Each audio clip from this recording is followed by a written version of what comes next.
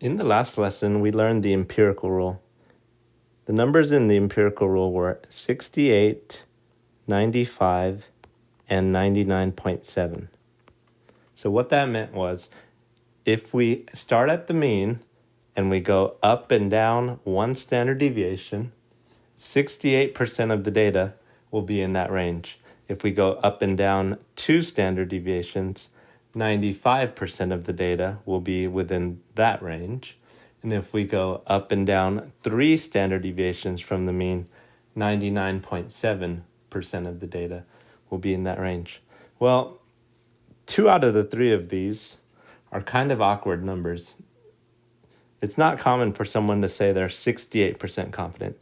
So what we're going to learn are more common levels of confidence. So if you want to be 90% confident, what you should do is go to the mean and go up and down 1.645 standard deviations. Again, in the last lesson, we learned that 95% was two standard deviations, but actually 2 is an estimate. The more precise amount is 1.96. So if you want to be 95% confident, instead of going up and down two standard deviations, go up and down 1.96 standard deviations. And then finally, if you want to be 99% confident, from the mean, you should go up and down 2.576 standard deviations. Okay, and the other new thing is, so for this formula here, you start at the mean, you go up and down. This is the number of standard deviations. And then the new thing is you take the standard deviation and you divide by radical n, where n is the sample size. All right, and we'll do several examples of this. Okay, so for number 1, we want a 99% confidence interval. So our table up above says to go up and down 2.576 standard deviations. So let's pretend we don't have that memorized. Let me show you where the 2.576 comes from. So on your calculator, you want to go to inverse norm. It's next to where we would go for normal CDF. Go to inverse norm by hitting second vars. So when you hit second vars, it's option number 3. And then they're going to ask for 3 things. They're going to ask for the area. So if I want a 99% confidence interval, for area, I would actually say 0.995. And then 0 for the mean and 1 for the standard deviation. So let me explain why I chose those 3 numbers. So why 0.995 if it's a 99% confidence interval? Well, the reason is if you imagine 99% in the middle, that means there's 1% that's not in the middle, which means there's 0.5% here and another 0.5% here. So basically, what you're telling the calculator is, I want the z-score. I want the z-score for that point right there. Remember, the calculator always thinks lower than, so we want the z-score that has 99.5% of the data below it. Okay, and the reason for the 0 and the 1, z-scores have a mean of 0 and a standard deviation of 1. All right, so if you do this, you get something close to 2.576. All right, so we'll use that number for numbers 1 through 4. Okay, so with a confidence interval, you start at the mean. So number 1, the mean is 78. You go up and down a certain number of standard deviations. If you want to be 99% confident, you're going to go up and down 2.576 standard deviations. And the standard deviation actually gets divided by the radical of the sample size. Okay, so let me show you a shortcut. It can be tedious to have to multiply that out, add it to 78, and subtract it from 78. So you can go to Stat, and then use the arrows to go to Tests, and then scroll down to Z interval.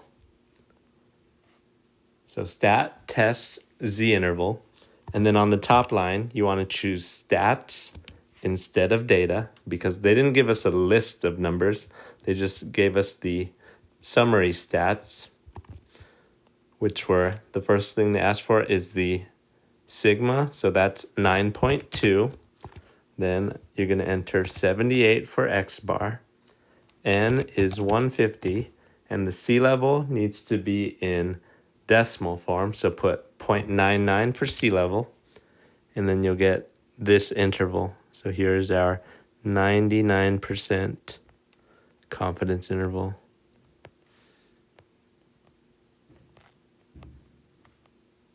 And if you multiply it out manually, you'll get the same thing. All right, so I think I'm only going to do the odds because it's pretty repetitive. All right, so if I want a 99% confidence interval for number 3, I start at the mean. I'm going to go up and down 2.576 standard deviations.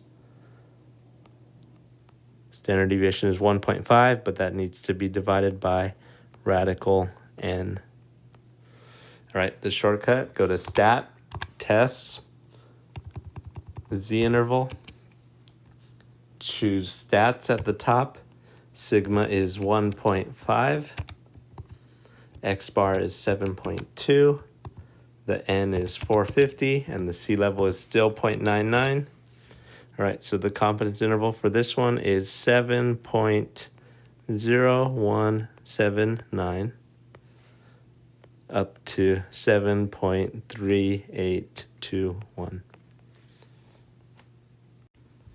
All right, on the back, we are doing 95% confidence intervals, but this time we're told to round to the nearest tenth.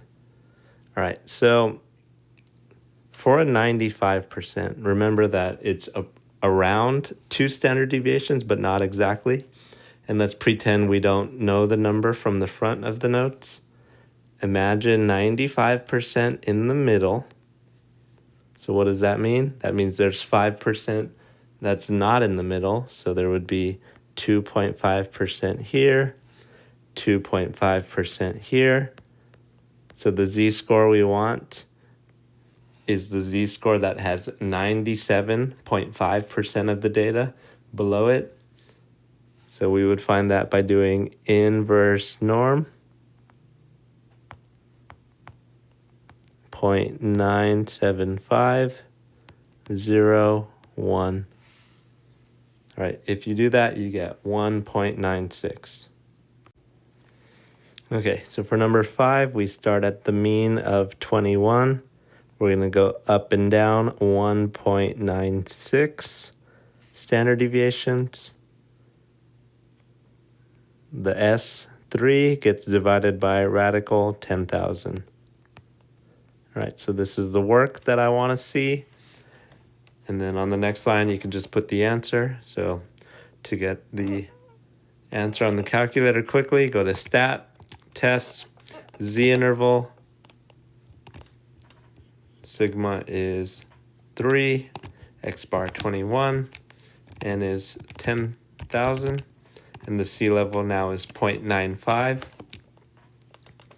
right, so the confidence interval goes from 20.941 up to 21.059. Notice how narrow it is, and that's because the sample size is very large. The very large sample size makes it so that we're very confident that it's close to 21. We don't have to go very far from 21 when we have that big of a sample. All right, for number 7, start at the mean. up and down 1.96 because it's a 95% confidence interval. That gets multiplied by the S divided by rad n.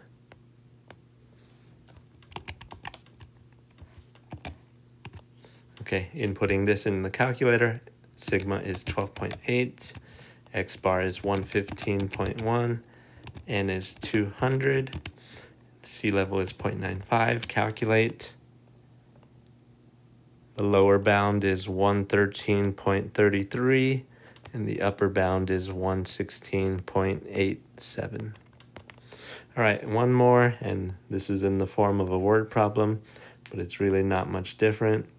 So we want a 90% confidence interval this time. So again, I'll draw a little picture.